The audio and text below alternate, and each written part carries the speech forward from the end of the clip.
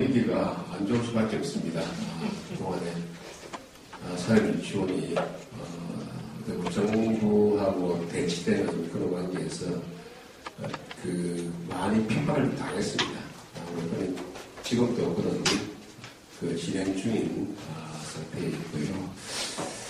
자, 어차피 그런 문제는 왔다 갔다 하는 겁니다. 뭐든지 원칙이라는 것이 있고, 그 원칙 하에서 정책이라는 것이 있고, 또 행정부의 권력이라는 것이 합니다. 그래서 이 원칙을 알아야 됩니다. 사회유치원에 이게 뭐가 문제고, 정부가 한 것이 뭐가 문제고 하는 그런 원칙을 알아야 됩니다.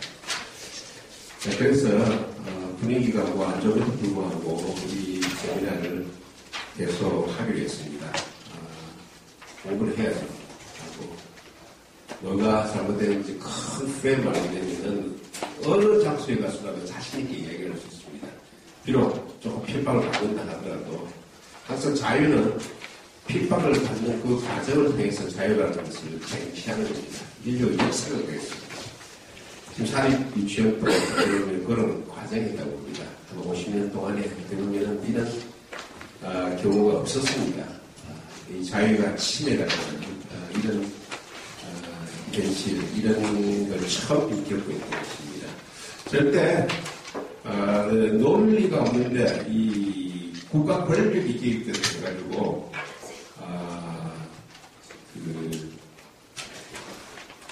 크게 디펜스 받을 필요가 없습니다. 우리는 원칙을 항상 이기게 바랍니다.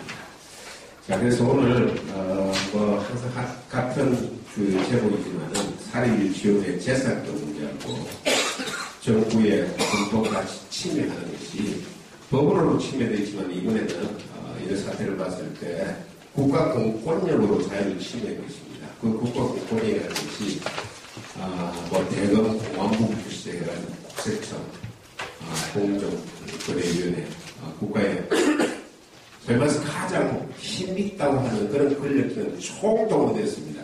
이 어린이, 이 사립유치원을 대상으로 해가지고 사실 이런 경우는 어떤 정부에서도 있지 않았던 그런 이 현상이었습니다. 자, 오늘은 행정학을 전공하시는 분이 발제를 준비했습니다. 부산대학교 행정학과 김영문 교수님이 발제를 준비해 주셨고요. 토론은 항상 우리 팀들, 우리 토론 멤버들이 준비를 했습니다. 그리고 한 분 법을 전공하시는, 헌법을 전공하시는 분들을 새롭게 초청했습니다. 고려대학교 법학과 교수님 장영근 교수님 초청해서 토론도 들어보도록 하겠습니다. 자, 그럼 먼저 우리 김영봉 교수님이 발제 부탁드리겠습니다. 네, 안녕하십니까. 민고입니다. 오늘이 춘분이고요. 봄이 시작되는 날이고 어느 나라에서는 오늘을 1년의 시작으로 보는 나라로 많이 있다고 합니다. 유아원에 다니는 유아들이 귀엽게 보일 텐데 요즘 우울한 마음으로 이들을 이렇게 해서 좀 안타깝습니다. 원장님께서 방금 소개해 주셨듯이 이 사안이 여러분 잘 아시는 대로 정부의 폭거에 의해서 이렇게 때문에 이걸 할 필요가 있습니까? 라고 초기에 좀 머뭇거릴 때 원장님께서 지금 같은 말씀하셨습니다. 이 게임이 이번에 끝나는 게 아니다.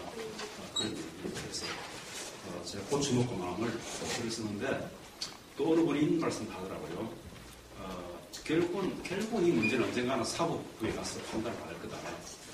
그때 판사들이라는 게 어떤 논문들을 좀 봐야 할 필요가 생길 것인데 그래서 발표하는 걸 좀 논문 형식으로 만들어주면 그 사람이 보지 않겠는가 그런 얘기 하더라고요. 그래서 제가 이걸 좀 내서 논문 형태로 만들어서 이렇게 좀 써보려고 했고 좀 보완해서 논문으로 발표해 보려고 합니다. 오늘은 이 정도로 하겠고요. 우리 해온 이야기는 큰 줄기는 다 비슷합니다. 그래서 처음에는 현재 사립유치원의 지원제도의 본질이 뭔가를 설명하고 그것이 이 정권에서 어떻게 침해를 받고 있는가를 설명하는 그런 순서로 여러분들에게 전개를 하고자 합니다. 보시면 사립유치원 지원제도의 본질은 여러분 잘 아시는 대로 국공립유치원과 사립유치원 두 체제가 유치원 교육을 담당하고 있지 않습니까? 담당하고 있는데 그 체제는 분명히 다릅니다. 유학비, 교사 처우 개선비, 학부모 부담금, 시설의 보수 확충비가 전부 다 국가가 지원하는 국공립 유치원에 있는 가면 그거 한 25%가 되고요. 또 한 75%의 원아들은 여러분 잘 아시는 대로 사립 유치원에 나오고 있습니다. 그리고 75%의 그 사립 유치원에는 유학비는 정부가 지원해주고 있고 교사 처우 개선비도 정부 돈으로 나오고요. 학부모 부담금은 학부모가 내는 것이고 시설의 학부모 보수비는 유치원 경영자가 내는 겁니다. 그래서 재원 구조가 다르거든요. 다르기 때문에 이런 상황에서 사립 유치원이 담당하고 있는 유학비의 법적 성격이 뭔가를 먼저 규명을 해야 됩니다. 이 부분이 굉장히 중요하고 여러분들도 유아교육부 24조 이것만은 정말 잘 명심해 두었다가 어느 경우에라도 설명을 익히를 바랍니다. 유아교육부 24조에 의하면 초등학교 시작 3년 전에 3년 동안 시작 직전 3년 동안의 유아교육은 무상이고요. 그 다음에 무상으로 실시한 그 비용은 국가하고 자치단체가 부담하고 쉽게 말하면 정부입니다. 정부가 부담하고 유아의 보호자에게 지원하는 것을 원칙으로 한다고 되어 있습니다. 그래서 무상교육이다. 정부가 부담한다. 그리고 그 유아의 보호자에게 지원한다고 되어 있습니다. 그리고 그 지원한다고 되어 있습니다. 보조금을 준다는 게 아니에요. 여기서 우리가 법화하시지 않는 분, 또 재정을 하시지 않은 분은 좀 곤란할지 모르겠는데 우리가 통상적인 언어 사용에서는 지원해준다, 도와준다, 협력해준다, 보조해준다 다 같은 말로 생각하기 쉬운데 우리 재정 관련 법령, 재무행정이나 법에서는 분명히 다릅니다. 지원금과 보조금은 전혀 다른 거예요. 그래서 쉽게 말하면 보조금은 국가가 돈을 보태주되 이 돈을 이러이러한 용도에 쓰라라고 용도를 한정해 주는 것이고요. 그 용도를 벗어났으면 그 법에 걸립니다. 그래서 그 돈을 받아갈 수가 있어요. 또 지원금이란 뭐냐면 이 돈을 보태주되 이 쓰는 용도를 특정하지 않는 겁니다. 인건비로 쓰든 물건비로 쓰든 그런 특징이 없는 것이죠. 재량적 지출이 가능하다는 거죠. 그럼 현행 유아교육부 24조에 의하면 정부가 유아의 보호자에게 지원해주는 이 비용, 이거는 지원금이라는 거죠. 그래서 지원금으로 받은 그 학부모가 또 그 플러스 이런 학부모는 유아교육뿐만 내는 게 아니고 방과후 교육이라든지 다른 추가적인 프로그램 있지 않습니까? 그 돈은 자기가 부담하는 게 또 있겠죠. 그 합해가지고 유치원 원장에게 지불하는 것이죠. 그럼 그 돈을 2차적으로 이전받은 유치원 원장은 그런 자기 재산이에요. 유원회 씨가 장관을 월급을 받는데 그 받은 월급이 내용에 이 돈 받아가 이 돈은 어디에 쓰라고 한정하지 않습니다. 그 돈은 누가 준 겁니까? 정부가 준 거 아닙니까? 정부가 줬지만 그 돈은 지출 용도가 한정되지 않았기 때문에 그 돈 가지고 명품 몇 프로를 사가지고 폼내고 다니도 우리가 말하면 안 되는 거예요. 마찬가지입니다. 유치원 원장에게 2차적으로 이전된 이 정부의 지원금은 그 지출 용도는 유치원 원장의 재량에 맡겨 있는 거예요. 그래서 그 부분이 중요합니다. 그 부분 이거 제가 영유아법을 왜 인용하냐면 유아교육부가 거의 같은 조항이 되어 있습니다. 거기에 대한 판례도 나와 있는데 이런 얘기죠. 쉽게 말하면 영유아법 40조에 하면 이런 얘기입니다. 어린이집 설치 운영자 그 경우에는 보조금을 준 경우에는 누가 그 돈에 잘못되면 토해내야 할 있는 거냐 하면 어린이집 운영자가 내놔야 되고 토해낼 경우에요. 그 보조금을 줄 때는 용도가 지정되어 있기 때문에 잘못 쓸 경우에는 그 보조금 받은 어린이집 설립자가 내놔야 되고 그 다음에 보육에 대해서 지원을 해준 경우 그럼 지원받은 보호자니까 보호자가 내놔야 한다는 거죠. 그게 명시되어 있습니다. 그래서 그 판례는 아니고요. 그렇다면 우리가 이런 얘기를 할 수 있다는 거죠. 정부가 유치원에 주는 돈은 두 가지다. 보조금과 지원금이다. 현행 유아교육부에 주는 돈은 지원금이다. 보조금이 아니고. 그런 얘기죠. 그래 지금이라도 엄밀한 법 집행을 위해서는 법대로 법에 뭐라냐면 그걸 학부모에게 지원하는 것을 원칙으로 한다 있거든요. 그 원칙 따라 학부모의 지원을 바꾸라는 거죠. 그럼 학부모가 그 지원금을 받아서 플러스 자기 자녀에 대한 일반적 부담금, 방과 후 교육이라든지 부담금 보태가지고 원장해 주면 그건 더 이상 문제가 될 수도 없는 겁니다. 제가 그림을 그린 거는 유치원의 재산권 침해가 법률 방식으로 또 법률 외 방식으로 정책 집행 방식으로 나왔다는 걸 구분해서 얘기한 것이고요. 지금 중요한 줄기, 지금 박영진법이 만드는 우리에게 요구하고 있는 중요한 몇 가지 이 사항들만 제가 뽑았습니다. 그것들을 지금 법률 형태로 된 것 중에서 한번 보는 거죠. 처음에요. 임원의 겸직 금지. 이거는 이런 얘기입니다. 사립학교 이사장은 학교 법인이 설치 운영하는 사립학교의 학교장을 개발할 수 없다고 되어 있는 거거든요. 단 유치원만을 경영하는 학교 법인인 경우에는 이사장 유치원장 개발할 수 없다고 되어 있습니다. 이게 지금까지 2007년에 개선된 법이에요. 그 당시 시대가 어떠신지 알겠죠, 여러분요? 그 당시에 왜 이런 걸 만들었냐면 우리 직업의 자유, 왜 사업 현장에 있는 그런 문제를 무시하느냐.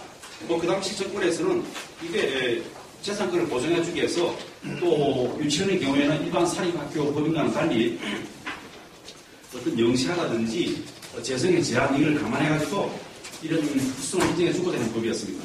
그런데 이거를 바꾸려고 하는 거죠. 바꿔가지고 유치원의 경우에도 이사장을 겸할 수 없게 하겠다는 겁니다.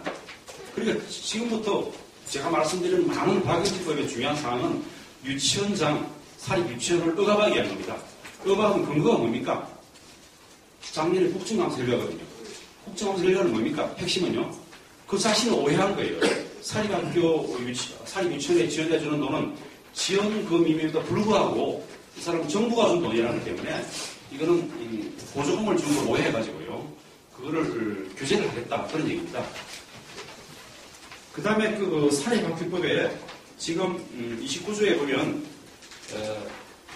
교비 회계에 속하는 수입이나 재산은 교육 목적 위에 부정하게 사용해서는 안 된다 이 말인데 이건 당연한 얘기입니다. 여러분 우리가 사립학교를 운영할 때 교비를 교육 목적 위에 사용하면 안 되겠죠. 교육 목적에 다운표 있다고 생각하시고요.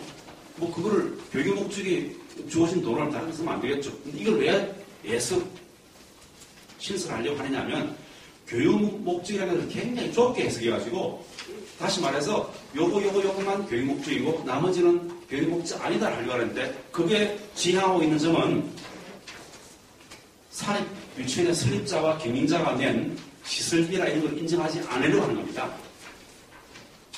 그래서 지금 사립 유치원의 주요한 항목이 5개가 되는데 시설비, 인건비, 관리 운영비, 급식비, 간식비, 교재 교육인데 거기에 시설비를 인정 안 하려고 하는 거예요.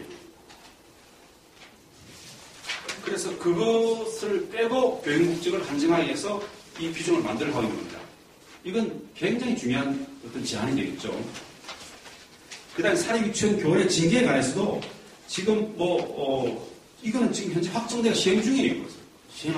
개정안이 아니고요. 시행 중입니다.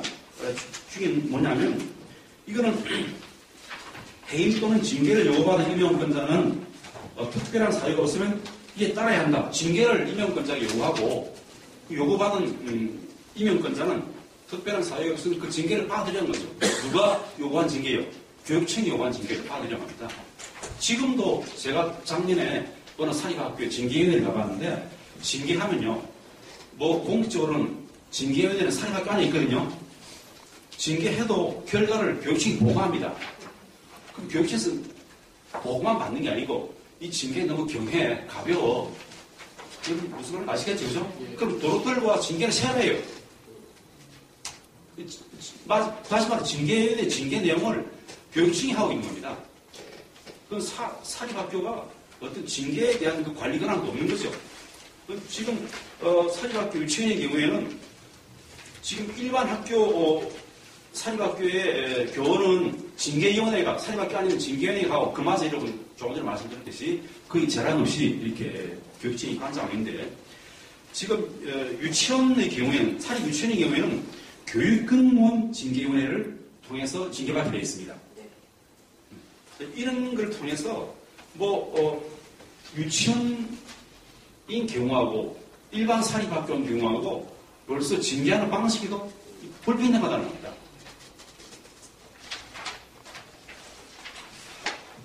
그 다음에 사립학교 지원금의 성격을 이제 보조금으로 하려고 하는 거죠. 아까 말씀드린 대로 아마 박용진이는 굉장히 그들 세계에서 스타가 됐습니다. 한 큰 했다고 생각하고요. 지금도 계속 그걸 뿌려놓고 살지 않습니까? 근데 지금 그렇게 멋있게 인기를 얻고 법을 들여다보는 순간 그 사람들이 뭘 발견했냐면 현행 법화에서는 문제가 전혀 안 된다는 걸 알았습니다. 지원금을 받아서 그건 유치원이 마음대로 쓸 수 있는 거거든요.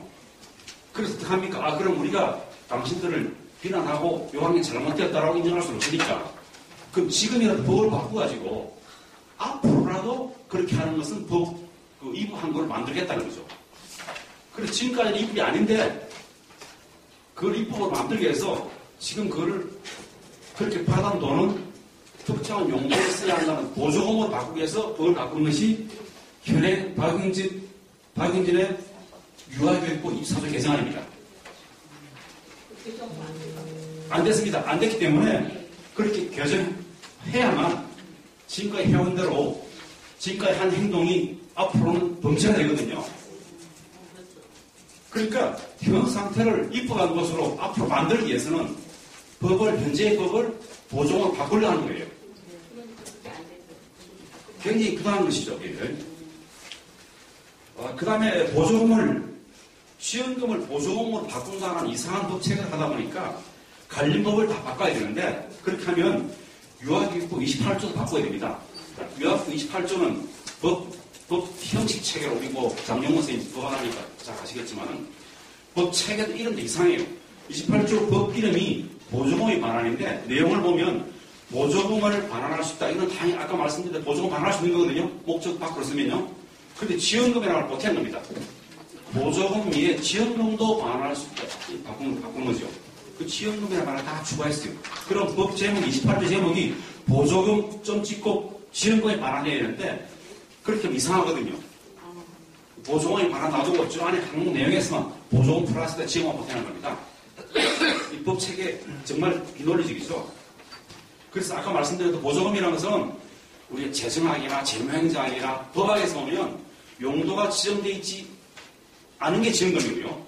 지정된 게 보조금입니다. 그래서 이걸 지정된 돈, 보조금을 관리하는 우리나라 일반 법이 있는데 보조금 관리에 관한 법률이에요. 법률 제1502호고요. 제가 자세히 보니까 그 안에도 제16조 19조 보면 우리나라 법 체계에서도 보조금과 지원금이 다르다는 것을 당연히 의식해가지고 그에 따라서 법 규정 방식을 다르게 두었습니다. 그래서 보조금을 줄 경우는 보조금을 교부한다는 방식을 취하고요. 지원금을 경우는 지원금을 지원한다 되어 있습니다. 이 체제하고도 안 맞다는 거죠. 그리고 우리나라 입법 체계가 이미 보조금과 지원금을 구분해서 규정하고 있음에도 불구하고 이거를 무시해버리고 보조금을 지원금으로 바꿔버린다는 거죠. 지원금을 보조금으로요. 그런 형식을 취하고 있다는 거죠. 그래서 지원금을 교부한다는 식으로 법 체계가 바뀌어지는 그 형식, 표현 방식에서도 굉장히 무리 오는 그런 식에 지금 추진되고 있는 겁니다. 그 다음에 제가 표를 만든 거는, 제 13페이지 보시면요. 그림이 두 개인데, 사실은 원칙이라면 밑에 표가 맞는 겁니다. 유아교육법 4조에 하면요. 국가자치단체가, 말하는 정부가요, 사립 유치원에게, 밑에 게 틀린 거죠. 현재는 밑에 방식입니다. 지원을 해주고 있는 거다. 그죠? 이게 국가가 바로 유치원에게 바로 돈을 주기 때문에 중간 매치가 없다 보니까 사립 유치원은 정부로부터 지원받은 돈을 보조받은 걸로 착각하고 있다는 거죠. 그 위에 표가 많습니다. 법 체계 하면요. 현행법에 하면요. 적어도 현행법에 하면요. 아직 안 바뀌지 않습니까? 현행법 위에 맞는 거죠. 국가자치단체가 학부모에게 지원하게 되어 있고요. 그 지원받은 학부모가 사립유치원에게 제가 전달했습니다. 그거는 개인이, 우리 사인이, 개인이 다른 자영업자에게 돈 주는 거 똑같은 거예요. 그런 것이 불가한 거다. 그래서 아마 제가 좋게 정부의 선의를 해석해 본다면, 그냥 이렇게 학부모에게 주고, 학부모가 또 이렇게 유치원에 있는다는 과정에서 안 줄 수 있는 거니까, 그 전달의 절차의 번거로움을 피하기 위해서 정부가 바로 유치원에 주겠다. 이건 제가 아주 좋게 해석해 준 거죠. 그렇게 선의가 있을지 모르지만 지금 오히려 그걸 근거로 정부가 사립유치원을 범죄인으로 취급하는 근거가 되어 있다면 이건 법 규정 원칙으로 돌아가서 위에 있는 방식으로 지원하는 방식을 바꾸는 것이 절차가 맞다는 얘기죠. 그 다음에 법률 아닌 형태로 또 재산권을 침해하고 있는데 시행령이고요. 또 심지어 시행령이 아직도 통과되지 않은 개정안을 가지고 겁을 주고 있습니다. 시행령이거나 심지어 시행령까지 이르지 못하고 시행령의 개정안을 가지고 그런 침해에서 행정을 하고 있습니다. 지금 유아교육법 시행령 구조, 그래서 지금 유치원 3법 중에서 사립학교법, 그 다음에 유아교육법, 학교급식부 중에서 제일 유치원 관계된 마이법은 유아교육법이죠. 유아교육법 이 3법 외에 유아교육법 시행령이라는 것도 굉장히 중요한 영향을 주고 있습니다, 지금요. 그 개정된 법과 시행령과 시행 개정안을 보면요. 개정안을 통해가지고 폐쇄를 굉장히 어렵게 만들어가고 있습니다. 그래서 요컨대 이런 얘기입니다. 사립학교를 지금 유치원 압박하다 보니까 사립유치원이 그만두고 나가려고 하거든요. 나가려고 하면 일을 나가야 됩니다. 그건 정말 정부로서는 큰일 날 일이라고 보는 거죠. 그걸 막기 위해서는 못 나가게 시행령을 바꾸려고 개정안을 만들어 놓습니다. 아직 바뀐 거 아닙니다. 개정안이에요, 개정안. 그럼 바뀐다고 생각하고 있죠? 바뀐 거 아니에요, 개정안이에요.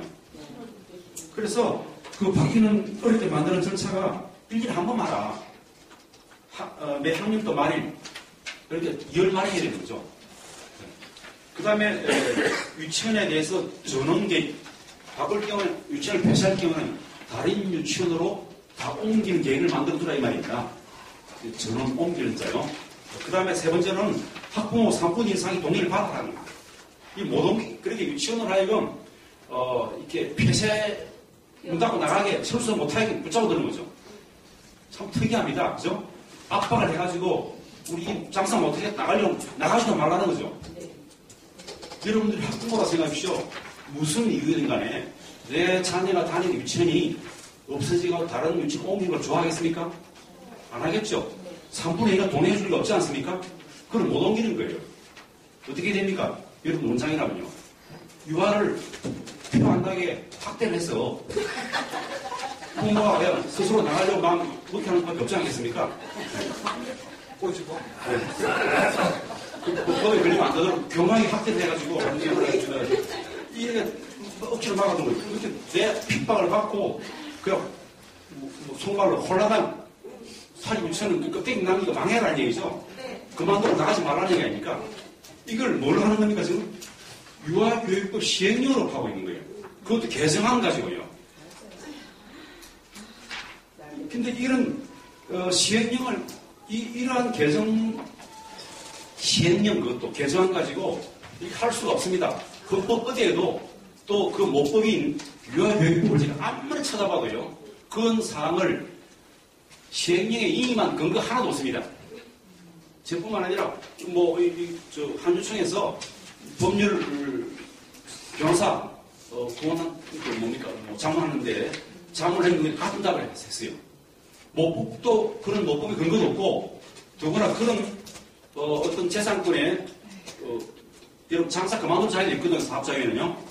장사 그만둘 자유, 피라미드 자유는 우리가 세계 헤리티지 재단이라든지 월드뱅크 이런 데서 각국의 경제 자유도를 계산할 때 재산권 보호할 때 항목에 보면 사업을 그만둘 자유도 포함한다고 되어 있고 우리나라 대법원판에도 재산권 영업의 자유에는 개업의 자유도 포함한다고 되어 있습니다. 이걸 인정 안 하려고 하고 있는 거예요.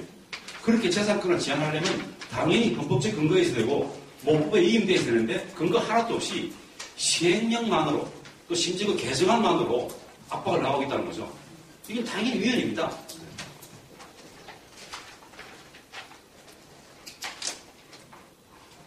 조금 제가 끼어들고요. 그 다음에 더 심한 게 불령입니다. 불령. 시행령은 대통령이 법을 집행하기 위해서 만드는 비형 아닙니까? 불령은 장관이 대통령보다 더 레벨이 낮은 거죠.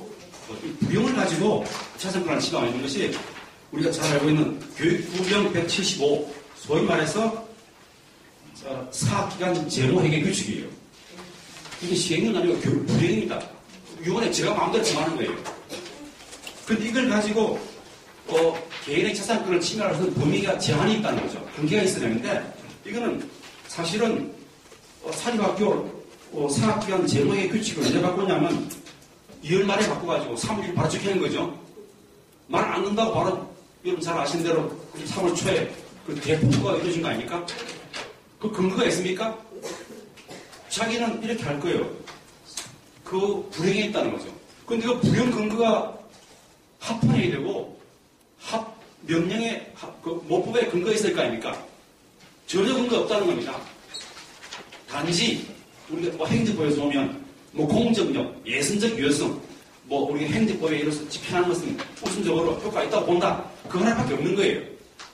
그 법 근거 자체가 의심되는 마당에 그 근거가 모호한 법을 안 따른다고 바로 복구가 가해진 거거든요. 그것도 뭡니까? 불행 하나 가지고요. 정말 이건 문제가 많은 겁니다. 그렇다면 우리가 이렇게 막 생각해 봅시다. 정말 정부로서는 정부 예산으로, 정부 세금으로, 국민 세금으로 들어간 돈이니까 그 돈을 좀 철저히 관리할 필요가 있겠다 해서 모든 정부 돈으로 운영되는 국공립유치원에서는 에듀펜을 지원하지 않습니까? 그럼 다는 아니지만 뭐 우리가 지원금 일정, 일부는 들어가니까 그 돈에 대해서는 철저히 감시해야 되겠다라고 한다면 뭐 조금 물을 수도 있겠죠, 그죠? 그러나 그 들어온 부분에만큼만 그런 식의 철저한 관리해야지 돈 조금 보태주고 산림 전체를 통제하겠다는 이거는 범위를 넘어선 것 같죠. 그래서 그런 것은 우리가 이런 얘기입니다. 헌법에서 개인의 자산권을 침해하고 개인의 권리를 침해할 때 세 가지를 먼저 보통 일단 공익을 표현하는데 국가안전보장, 질서유지, 공공본의 그죠? 이걸 통해 제한할 수 있다. 그리고 제한할 경우에도 어떻게 법률 해야 되고 또 뭐 보상도 해야 되고 많지 않습니까? 그 중에 하나가 이런 겁니다. 어떤 그 최소한의 범위에 그치한다는 거죠. 그 제가 2017년도 우리 뭐 장용훈 교수님 계시는 그 홍익대학교 엄선필 교수님 제가 뭐 예부 심사위원으로서 제가 어떤 그 학생 박사 논문을 제가 지도를 했는데 현재 헌법이 개정되면서 지금 현행 헌법 87년 체제 헌법이 개정되면서 헌법재판소 발생했는데 헌재가 생긴 이후로 2017년 6월 말까지 우리나라 헌법재판소에서 일어난 모든 이혼법률 심사, 쉽게 말하면 공익과 사익을 공익을 이유로 아까 말한 세 가지 공익을 이유로 개인의 재산권이라든지 뭐 개인의 모든 권리 자유를 침해하는 이혼법률 심사 그걸 전부 다 1469건을 분석시켰습니다. 해보니 깨는 거예요. 장 교수님 저보다 더 잘 알 겁니다. 입법 목적 정당성, 적절성, 최소침해성, 법의 횡령성 이 네 가지 기준을 가지고 헌재가 이런 권리는 이런 공익의 이유로 침해할 수 있다. 또 침해할 수 없다를 판정합니다. 그러면 제일 마지막 제일 중요한 기준은 최소침해성을 가지고 실질적으로 대륙급계 그런 위헌법률 심사를 가지고 있는 우리나라에서는 위헌법률 심사를 끝내는 거예요, 사실은요. 그래서 제가 이거를 법학자들은 좀 생소하게 생각하면 계량 분석을 시켰습니다. 이 네 가지 기준이 어느 기준이 위헌법률 심사의 최종 판결에 영향을 제일 많이 주는 해보니까 최소침해성이에요.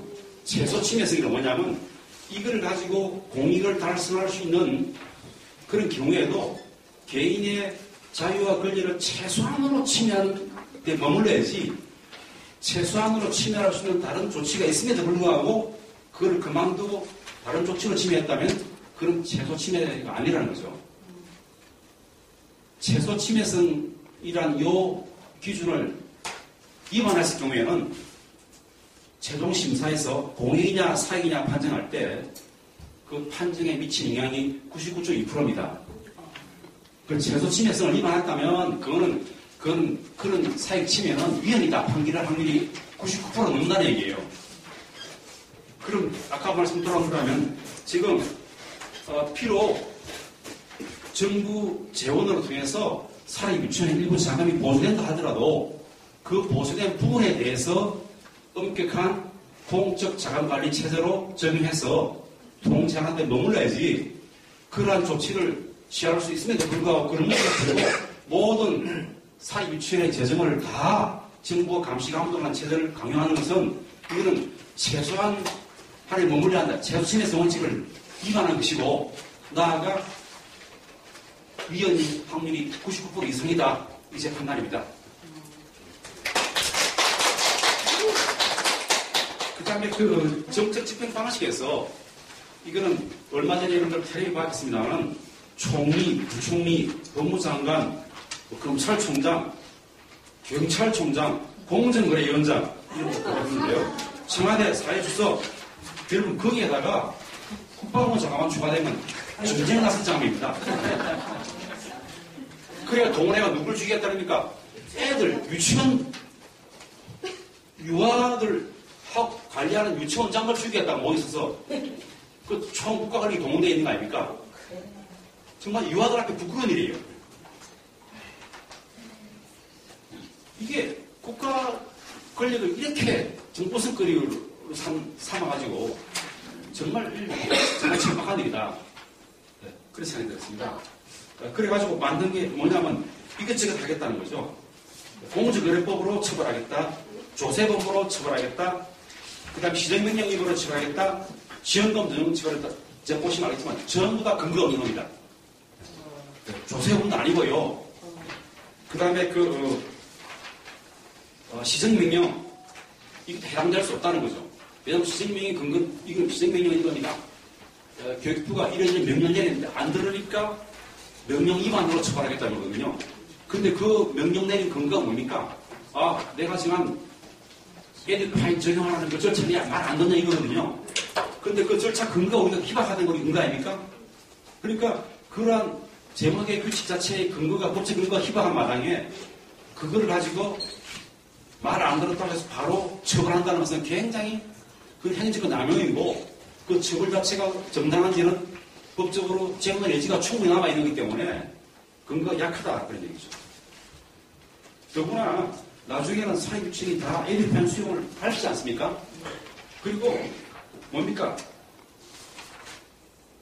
유아교육법 11조 12조에 11조 12조에 따르면 유치원은 1학기가 시작되는 3월 1일부터 개원을 하는데 개원 날짜 어디냐면 재량에 따라 개원할 수 있습니다.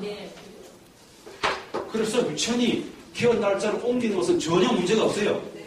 법적으로 문제가 안 되는 겁니다.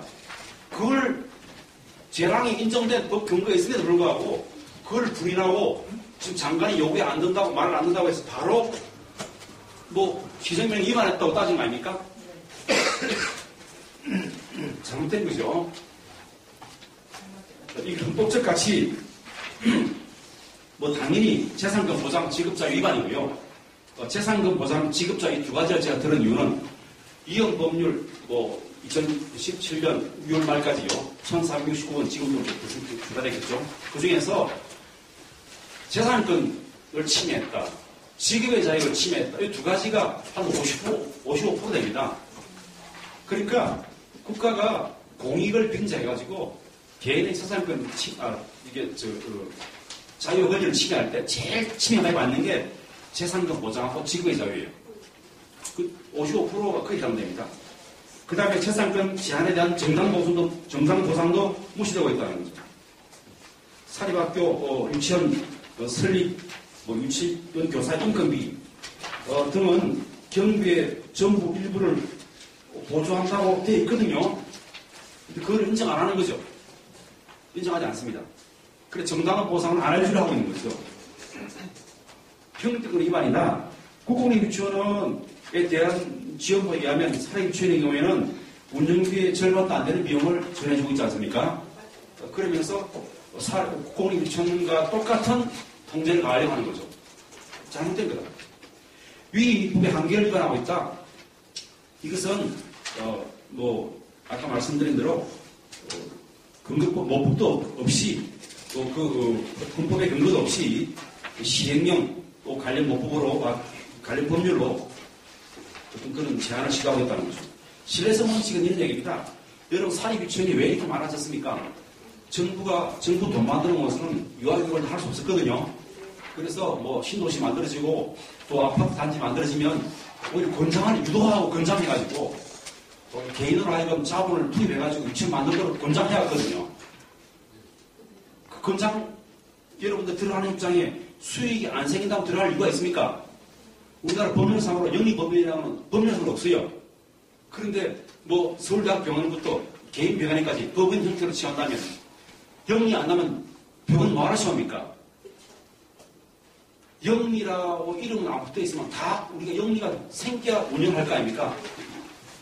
그래가지고 정부가 과거에는 개인으로 하여금 민간 자본을 투입해가지고 어떤 사립유치원을 설립해서 유아교육을 담당해 나가고 유도해왔거든요. 그래서 75%를 담당해주고 있는 거 아닙니까? 왜? 정부 예산 전체만 가지고는 안 되니까요. 그래놓고 지금 와가지고 뭡니까? 이제는 군중 선동적인 어떤 그런 구호 때문에 그 다음에 그마저 지원금과 보조금도 혼돈한 입장에서 정부가 돌연 유치원 설립자들에게 통제를 다 가겠다. 그리고 보상 안 해주겠다는 거 아닙니까? 이거는 민간 자본 유치를 한 정부로서는 또 그 유치받은 민간인에 대해서는 신뢰 원칙을 깨뜨리는 거다. 비례성 원칙이 어긋난다. 아까 말씀드린 대로 정부가 제한을 할 수 있는 그런 범위는 정부가 지원의 범위에 머물러야지 돈 조금 보태주고 남은 살을 다 들여다보겠다는 것은 제가 표현을 재정적 관음이라고 표현했습니다. 어떤 음란함을 들여다보시구만. 재정 가능성에 고소하기 때문에 생깁니다. 그런 얘기죠. 이러다 보면 앞으로 유아교육은 누가 담당합니까? 이런 거죠.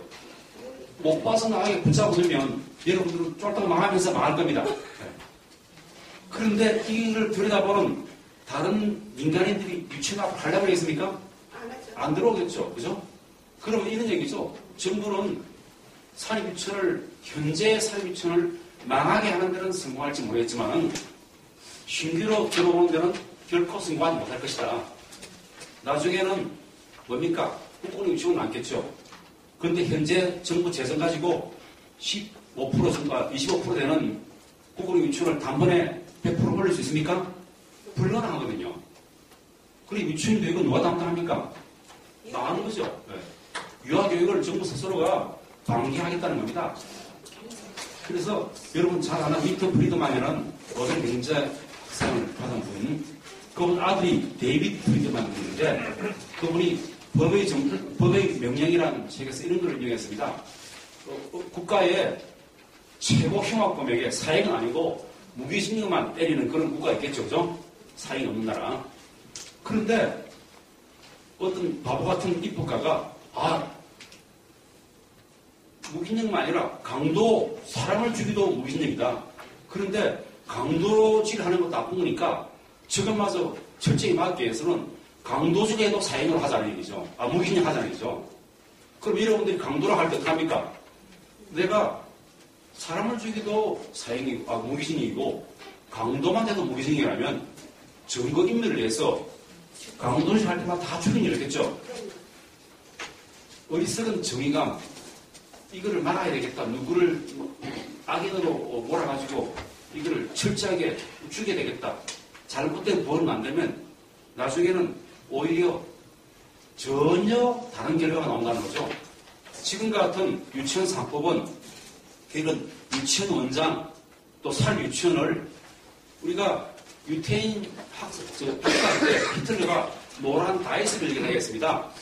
지금 말하자면 보이지 않게끔 일종의 정오범죄의 대상으로요.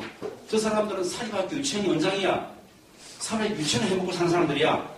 보이지 않는 낙인을 찍어놓고 정오범죄를 가하고 있는 겁니다. 현재는 그 사람들에게 이길지 모르겠지만 나중에는 뭐가 됩니까? 우리나라 사립학교 유치원, 사립 유치원 교육이 다 몰라하게 만드는 거예요.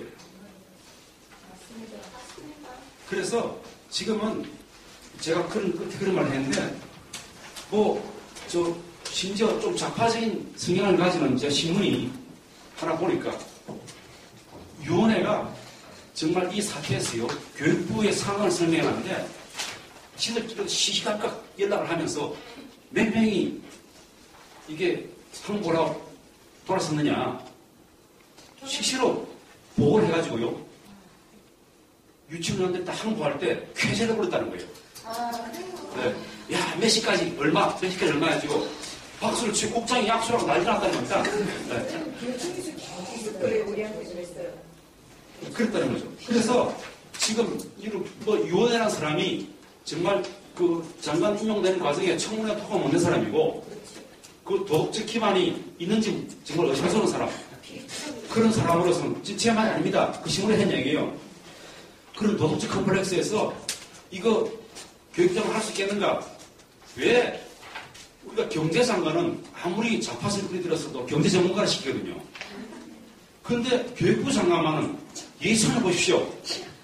그는 운동하지 무슨 공부를 했습니까? 위원회가 운동권 아닙니까? 무슨 공부를 했습니까? 왜 그런 자들을 하여금 입부하는 자 앉혀가지고 장관 경력시켜주려고 하시고 있는 거예요. 전혀 무능한 사람 어떡합니까? 또 무능이 없으니까 오빠들 동원해가지고 총리, 검찰총장, 경찰청장, 공정위원 다 동원해가지고 그래 만드는 거 아닙니까? 그래서 국정경영이 전무한 사람이 그런 자들을 모여가지고 지금 일종의 유치원 또 유치원장에서 정오범죄를 지금 가해주고 있는 상황이다. 그런 상황이라고 생각합니다. 그래서 정말 우리나라 유아교육을 위해서는 사립학교, 사립유치원은 이 억압 대상이 아니라 결론 그 사람들 하여금 양질의 유아교육을 하도록 유도해야 되고요.